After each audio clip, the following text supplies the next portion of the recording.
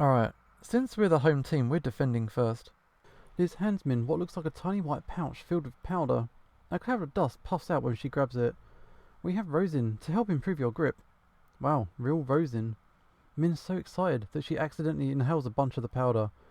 Oh my god, don't choke on it. Uh, Hayden is the lead-off hitter.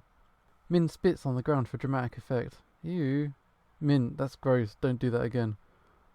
Dia crouches into position. Do you want to see the top of their heads? Let's go up here. Ignore the cursor. As an afterthought, she points her index finger down at the ground. Min smugly nods back and straightens up on the mound. Since when do you two have signs? Oh, they don't mean anything. We're just doing it because it looks cool. Min winds up and throws. The ball comes in chest high, perfectly spinless. If someone had written a message on it, you could read it. Then it does what looks like a double dip and drops onto Dia's glove. Hayden swings at it, but he's way off. Wow. Was the scream really necessary? Hayden manages to skim the next pitch. It bounces up about an inch above the bat and plops down in front of the plate. Dia pounces on it and throws him out. No, what was that? A knuckleball. It's like a trick pitch. I don't trust it. Cursed. It's not cursed. It's like that because of physics. It's cursed. Krista yells out to the Semirs triumphantly. See, I told you I wasn't making it up. Sakura and Yuki exchange a look, then turn to Krista with skeptical faces. Come on. The next batter swings helplessly at three knucklers and sits down. Junseo is up against his twin now. Min winds up and lets another knuckler go. He hit a line drive straight at Akasha. It's coming toward me. You better catch it. I can't reach it with my hand. Kick it. Akasha kicked the ball. She's now hopping around on one foot in pain. Ow. You fucking dumbass. Why didn't you just catch it? Don't mind. What? Don't mind. They say that in sport anime when someone screws up. I'm literally going to throw up. He even said it with a fake Japanese accent. Wait, I think it's a good idea though. It helps boost morale. We're already called Semirs. How much more are we going to embarrass ourselves? Don't be rude. We should support our teammates' interests. At what cost though? The ball bounces back toward home plate. Dia scoops up the ball and hurls it to first. Out. What the? It actually worked? Yeah, I'm a certified genius. My Nobel Prize. You're not getting a Nobel Prize for kicking the ball instead of catching it the right way. Okay, don't we have any real dugouts? There's just a little bench for each side. What are you expecting? The school doesn't have an official baseball team, so we're lucky to even have this much. I never got why dugouts need to be half underground like that. Like, it's not a freaking bomb shelter. Stop being so dramatic. The Simmers take their seats on the bench except Dia, who's still taking off the catcher's gear. There's not quite enough space for everyone. Left standing, Dia hovers uncertainly beside them. There's not enough room. Then sit on my lap. Shouldn't it be the other way around? Why the hell would it be the other way around? You're the smaller one. Min kicked Akasha really hard under the bench. Dia and Noelle both startled at Akasha's yelp. Neither of them saw the kick. What's wrong with you? She's glaring at me with a murderous look in her eyes. I farted. I was trying to cover up the sound. What?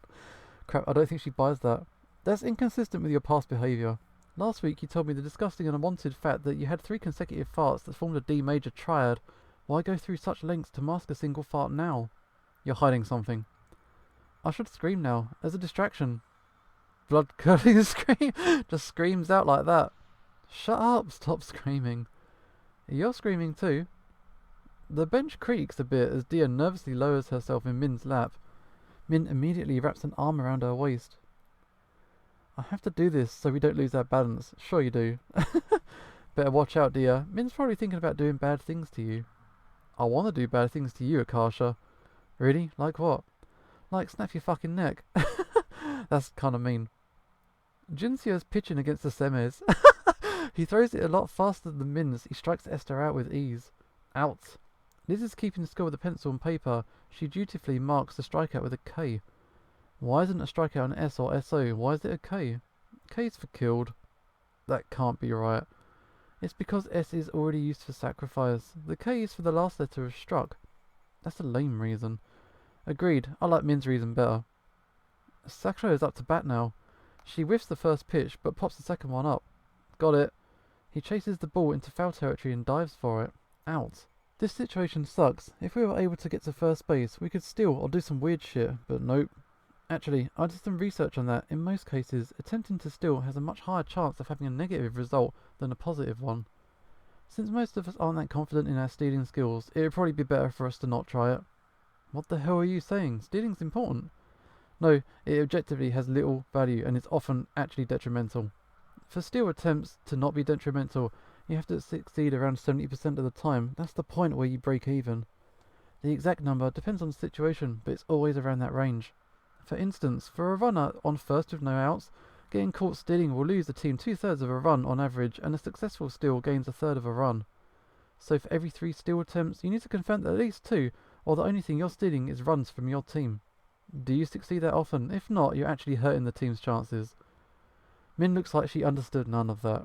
Shut your hell up, you lamppost. Shut your hell up. Wow. Lamppost? You can't reduce things down to numbers. Yeah, I can. She uses a stick to scratch a formula into the dirt.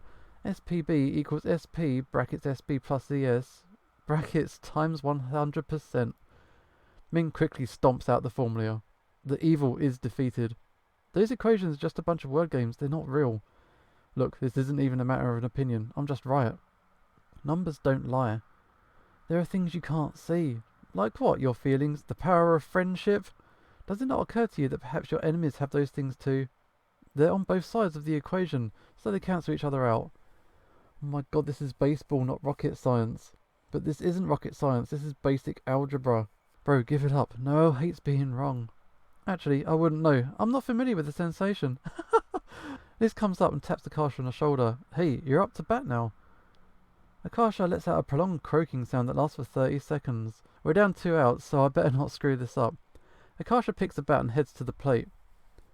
Alright, intimidate the enemy with an impressive entrance. Use psychological warfare. You're not invited to my birthday party anymore. What? This is my special technique, verbal smoke bomb.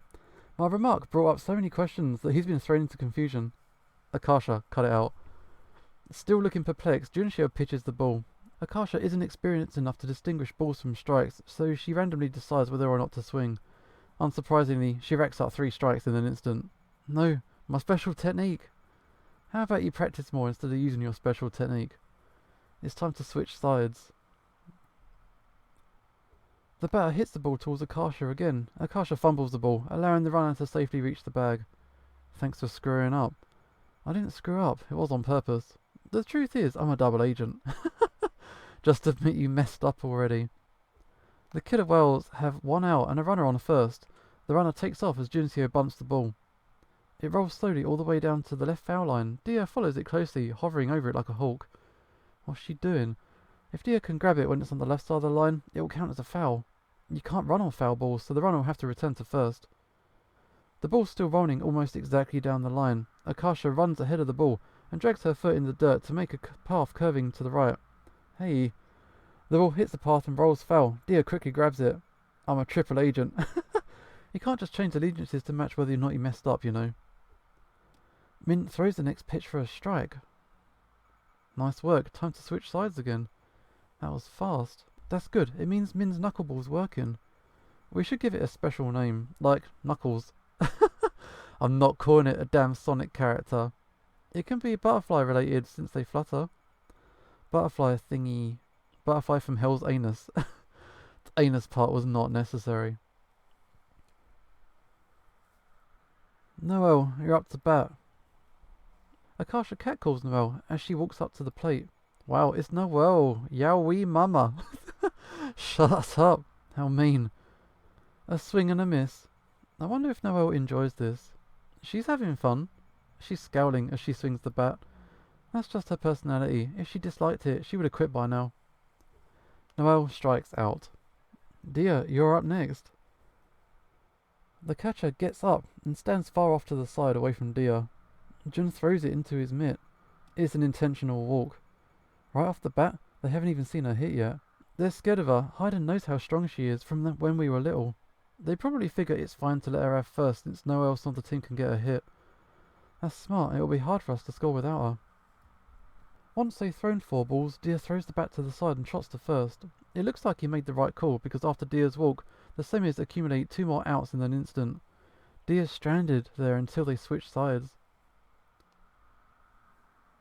Neither team manages to score for the next few innings. Dia is still getting walked at each at-bat, and the other Samuels aren't skilled enough to reliably hit the enemy's pitches. A few people manage to get hit off Min's muckle ball by chance, but no one's made it home yet. By the 7th inning, though, some of Min's luck starts to run out. Min's next pitch comes in high and inside, but instead of dropping, it soars up into the air. Dia has to jump to catch it. That's the 4th ball. The batter throws his bat aside and jogs to first base. The bases are loaded, no outs. This is terrible. They're probably going to score at least one goal. Did you just say goal? The next batter is a buff-looking fellow. He smashes the pitch straight into right field where Noel is. No, that's the worst possible person he could have hit it to. It's so far out that the ball is like a speck in the clouds. Noel is apprehensively backing up with her glove out, squinting at the sky. She plants her feet firmly shoulders width apart, reaches up, and claps her free hand decisively over the glove. She caught it. She caught it. How is that possible? The runners all skid and scramble to reverse direction. They all need to tag up to their former bases now or they're out. No one thought she would catch it. Here's our chance. Noel throws to Liz at second base. There's a loud slap noise as Liz covers her glove with her hand, preventing the ball from bouncing out. She easily tags the bag before Hayden can return to it. That's 2 outs, one more. Liz rears up and throws to Akasha, who's manning first. What the hell? There's nothing in Liz's hand. She's throwing nothing at Akasha. Akasha pretends to catch it in her glove and tags first base before Jun reaches it. Out. The runners are dejectedly returning to their defensive positions. A triple play. Jun is looking at Akasha suspiciously. Wait, she's not holding anything. He saw. What? Where's the ball then? Hell if I know. How do you guys not know? I've got it. Carissa plucks the missing ball from the grass in right field, where it's been the entire time. Noel didn't even catch it in the first place. I knew it. So we're not out after all. No, you're all still out. The rulebook states that if a runner abandons his effort to run these bases, he's out. You all clearly gave up. So it's still a triple play. You son of a bitch. Hey, that was actually a compliment, I think. It was a compliment. This feels kind of like an arsehole move, though. On what planet do you guys live on where Noel isn't an arsehole? Is it okay to trick him like that? Isn't that kind of cheating? It's not cheating. You guys deserve a freaking Academy Award for that performance just now. Especially Noel. Good job. Shut up. Don't praise me like I'm a little kid. Are you crying? I'm not crying. By the way, when you act like the ball is somewhere it's not, that's called a deke, or short for decoy. Deke is an important part of infield play, like a feint. They're rarely as elaborate as the three-way deke we just pulled off, but it's the same idea. Or is it a deke? I don't know the terminology, don't judge me. We're like the Deke Squad, get it? Oh my god, it's like Dick Squad, but Deke. Deke Squad. Deke Squad. Deke Squad. Alright, fine. I bet the teachers always separate you two in class. You bring out the worst in each other. It's Akasha's turn to bat again. There's already 2 outs and no one on base. The game's still tied, 0-0, 0-0. I don't know how you term it. Suddenly, Jun cries out from the mound. Wait, time out. My contacts hurt. Everyone pauses. What's wrong with it? I think I got dust under the lens. Face screwed up in paint, he takes out what appears to be a tiny plunger. What the hell is that? It's for taking out contact lenses.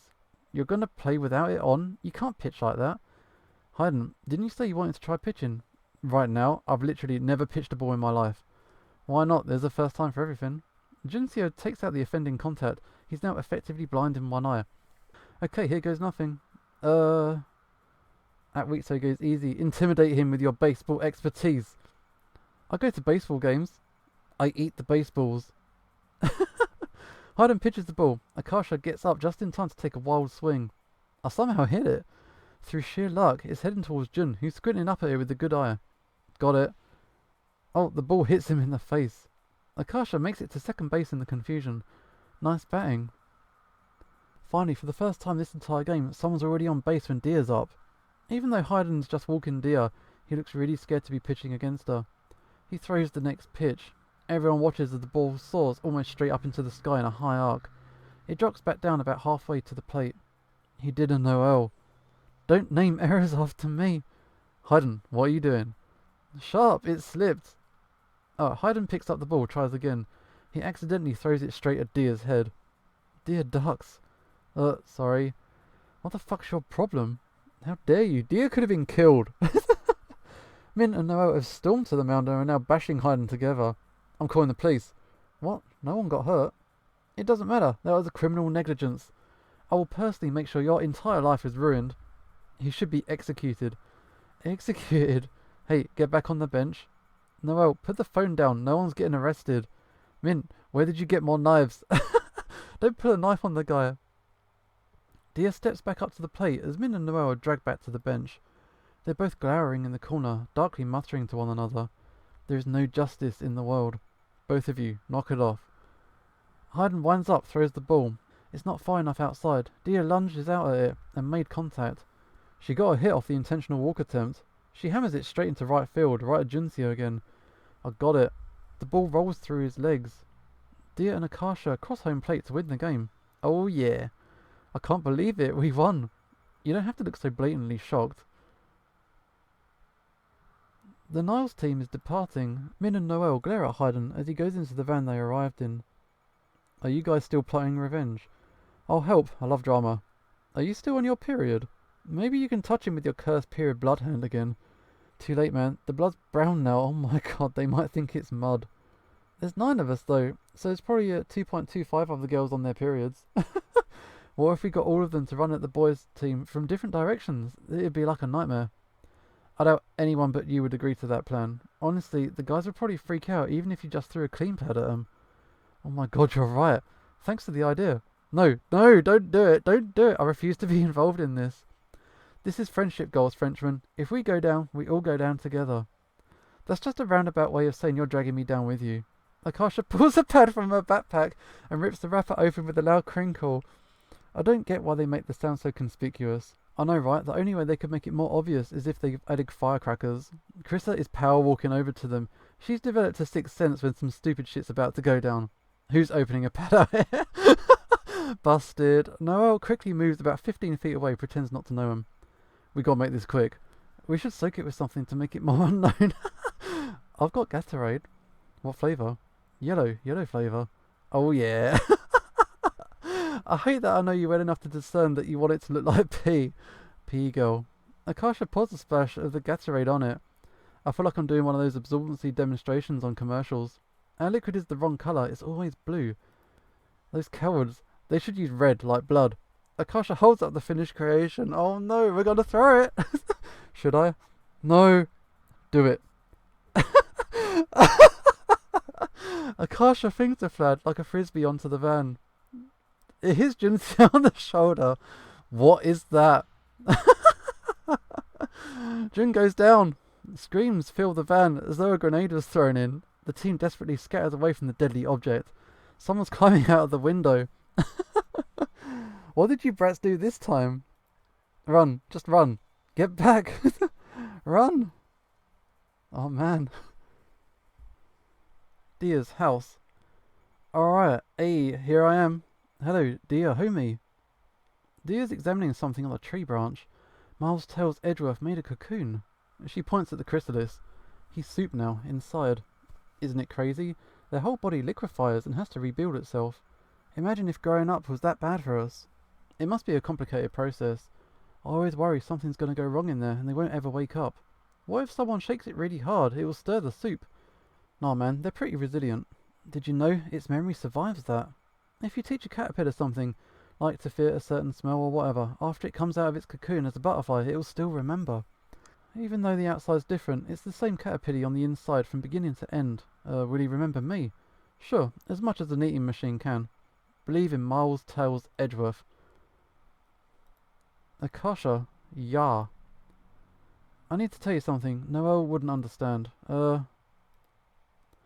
Lesbian. I like a girl. Oh, nice. You're not surprised? I mean, I can kind of tell. I'm bi. It's not a secret. I've literally hit on girls in front of you. I've literally hit on you. You what? But those are all jokes. I thought you were kidding. The kinds of jokes you decide to tell are indicative of your character. I tell gay jokes because I am a gay joke. Also, you should tell Min. She likes you back. I'll help you.